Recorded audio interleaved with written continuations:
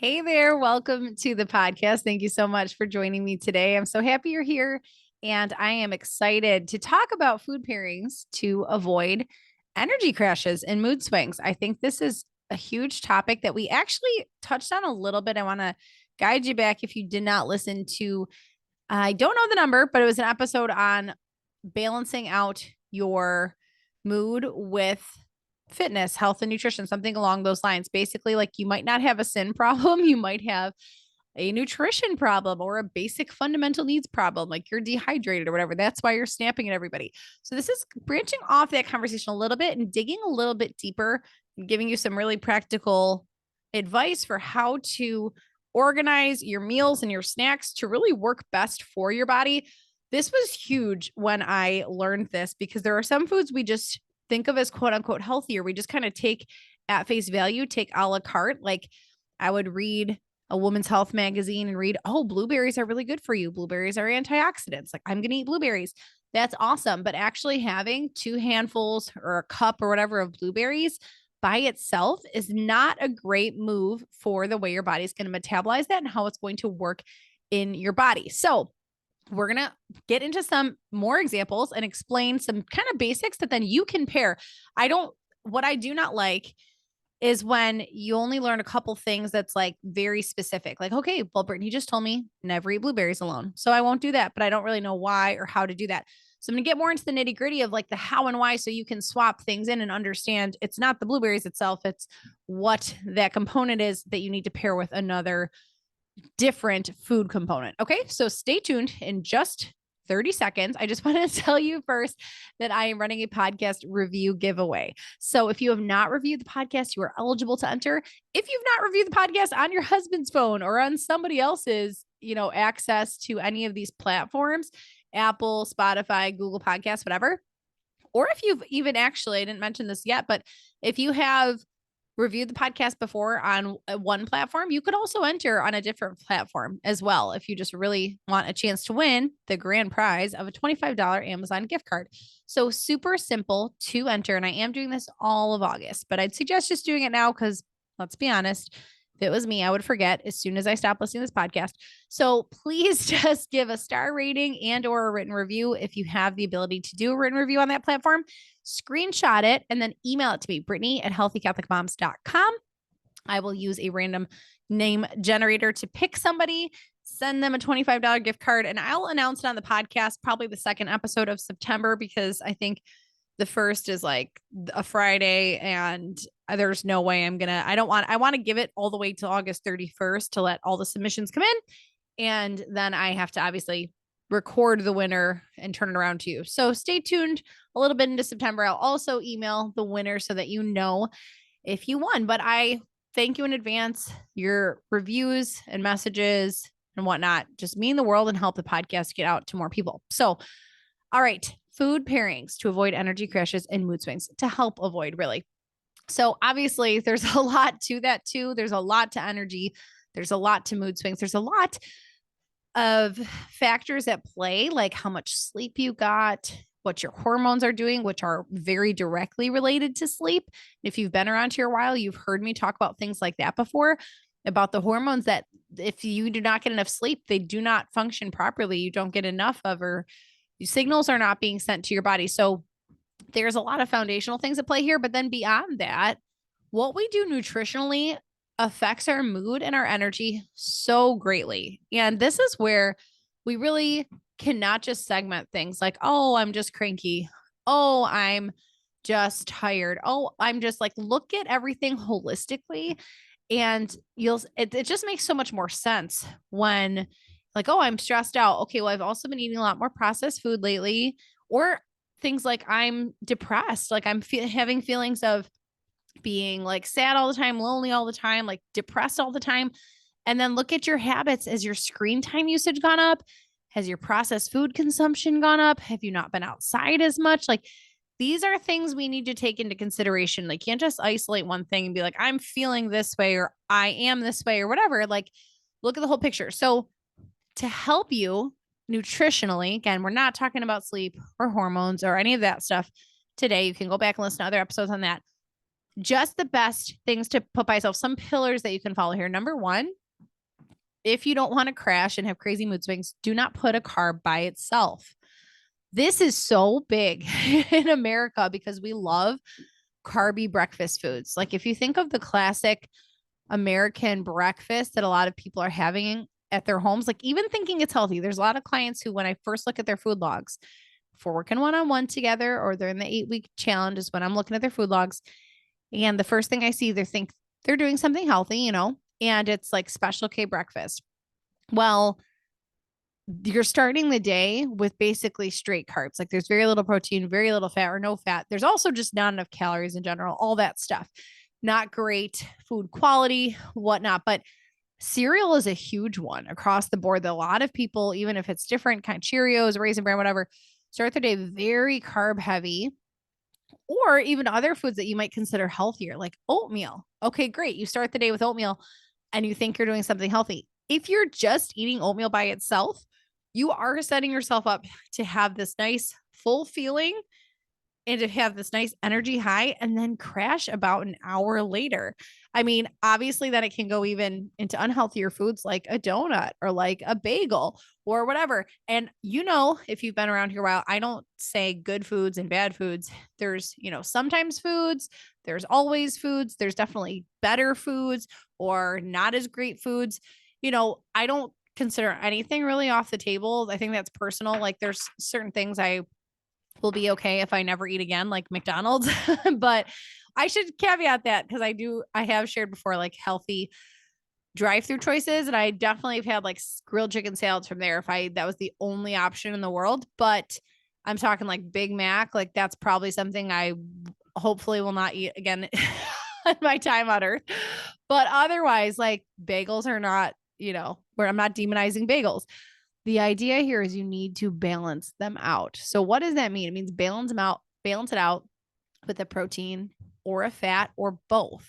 So when I just mentioned oatmeal, like we do think of oatmeal as more of a health food. And you might think like, well, I start my day with oatmeal and coffee. That is like carb and caffeine, going to set yourself up to be nice and high and full of carbs and jittery and then crash.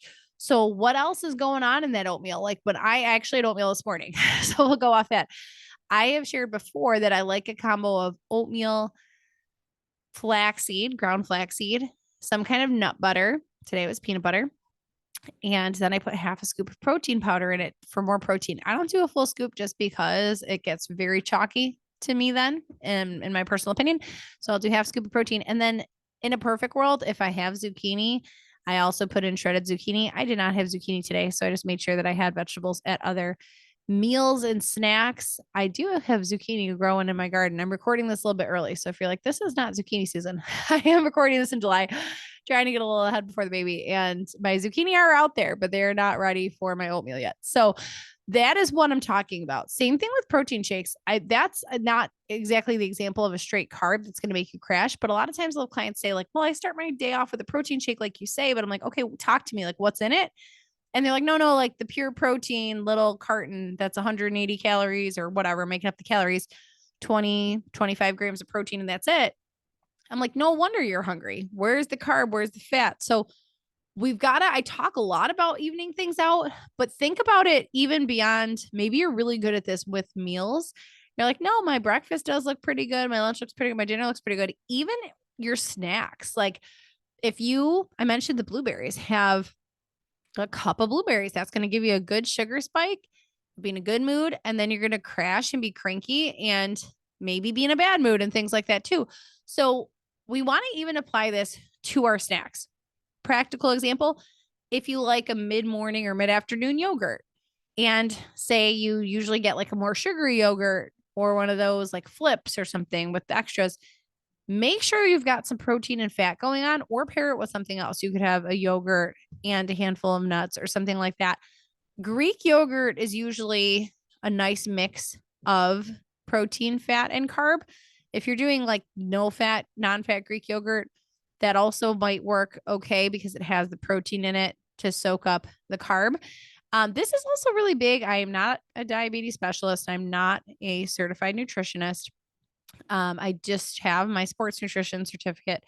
and have done a lot of, reading and listening to podcasts, things like that. But I do know from going to holistic nutritionists and things that this is something big that they talk about for people who are diabetic or pre-diabetic, is not to have just carbs alone. So, but it's, again, it directly affects the moods of those who are not. I know we might not need to worry about it as much if we're not pre-diabetic or have diabetes, but it's just to our benefit to not have those blood sugar spikes and crashes.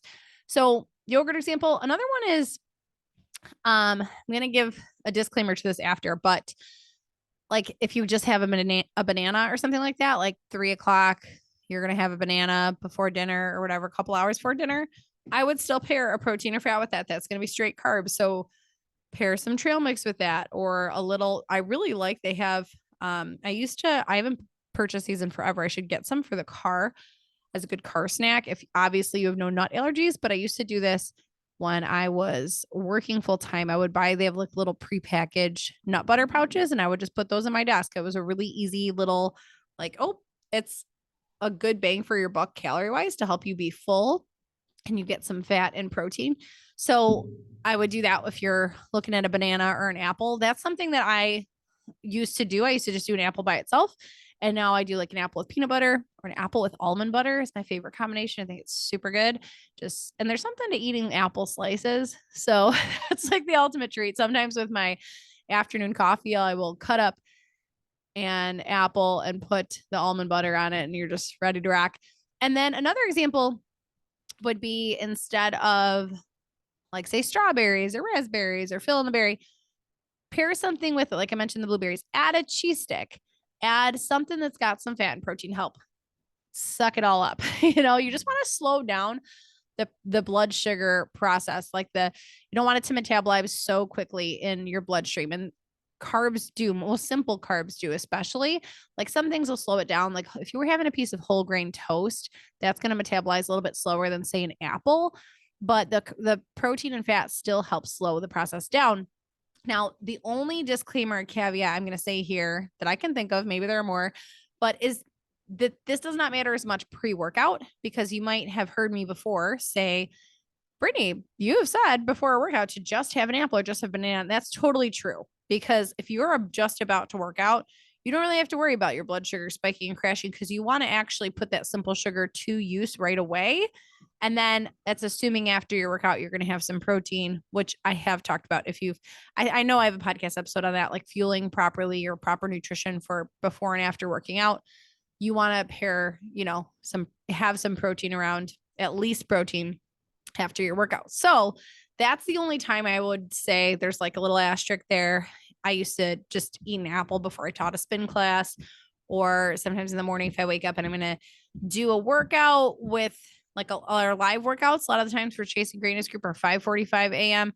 So I'll just eat a banana and then head down there because it's something in the tank, especially when I'm pregnant, because I will feel sick if I go on an empty stomach for too long. So that's the only time I'd say those rules don't apply. And then last tip to avoid the big energy crashes and mood swings is not to have caffeine just by itself. If you do some kind of creamer that is substantial enough, like if you only do a dash of half and half, I would not count that. I put heavy cream in my coffee currently. So, and I've been all over the place with this. I've had times when I only put in protein powder, times when I've only put in like non-dairy creamers, times when I've done all kinds of stuff. Right now, I'm doing heavy cream and it's great, I will say. And it does have fat and protein. So that I feel better about if I do just have that on its own at some point, but I will still usually pair it with a handful of nuts or something along those lines that's going to help soak it up. Because again, like just look at our habits. If in the morning you start off with coffee by itself, and the next thing you have is like a bagel and butter, which you're getting some fat, but you're not getting a lot of protein and things to help soak all that up. Like you're going to be on this high, then you're going to crash. And actually that mid-afternoon slump is real. And it's usually most real for the people like that 1 to 3 p.m. or whatever. It's usually because they have a higher carb lunch without enough fat and protein. And then they are feeling that effect at 3 p.m. And then they want another coffee, or they want a Milky Way, or they want whatever, because I think that's like very relatable. And we've seen that in different I'm thinking like candy bar commercials and stuff where it's like, oh yeah, like we can all relate to hitting that wall. So pair something with your caffeine intake as well. All right. I hope these were helpful and that you can just directly apply these to how you're eating tomorrow. Seriously, personalize it, plug it in, just think about it. If you know your basic, this is a carb, this is a fat, this is a protein roughly, and that is what I teach you to do in the 8-week program, you can just swap things in and out. You know, it could be a peach, doesn't have to be berries, but like, I probably shouldn't eat this peach by itself. I should probably grab a stick of beef jerky, or I should probably grab, I keep saying handful of nuts because it's just easy. But, you know, if you're not free sunflower seeds and those kinds of things, but makes a huge, huge difference. And it's not always, wow, I'm so short tempered, or wow, I'm so tired. Like, no, I'm just not putting the right elements together. It does make a difference. All right, friends. I hope this was helpful. Go onto the podcast review giveaway, please. And we are going to be talking next episode about, I'm actually very excited about this. We're kicking off kind of a healthy fall prep series and talking about all of the things that entails, your schedule, your this, your that. So stay tuned for that. And until then, have a great rest of your day.